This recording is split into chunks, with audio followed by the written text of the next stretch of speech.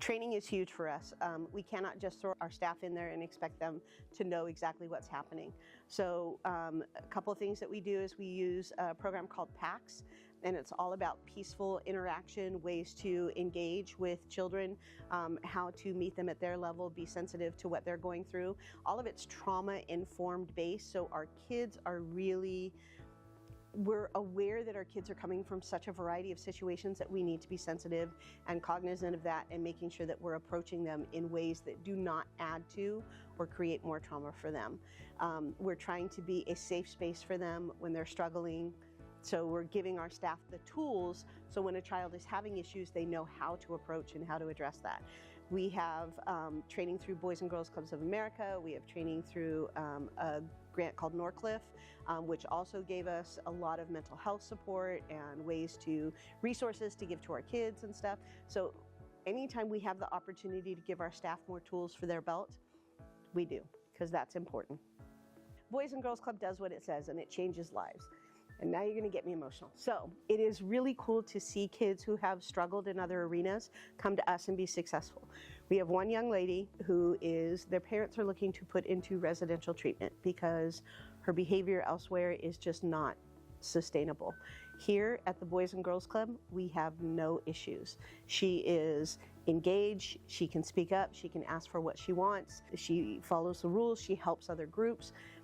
She went to another treatment center. They were doing a day treatment, and she didn't last an hour just because the staff didn't have the skills to work with her.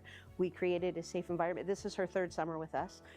We create a safe environment for the kids, and we let them know that they have some power and they have some autonomy and that they have the ability to make choices for themselves. It's not me being the power and you have to do it this way. It's, hey, we need you to be safe and respectful. If you want to be with your friends and do the fun things that we have planned, this is what you need to do. And she's responded really well to that. We have another young man who had been bounced from camp to camp to camp, usually 2 to 3 weeks, maybe, and then he'd be done with it. Mom had a job that was flexible enough that he didn't have to stay. They signed up with us. We had a rough start.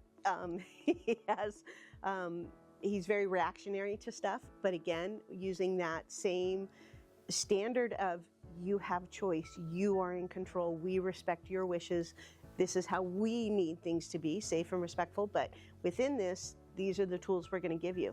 This is his 4th summer with us, and we're the only camp he's ever come back to. So it's the staff, it's the people, they believe in what they do, they know the impact that they have, and they know it's something so simple, knowing the kids' names, saying hello, celebrating their successes. When they're struggling with something, the staff are there to say, good job, or let me help, or what can we do to do this? And we really work on recognizing behavior when they do it right, you know, when they make the good choice, because it's hard. It's hard for these kids. They're using tools that have been successful in other arenas. So to come into some place that is giving them the opportunity to make different choices, it's hard to learn.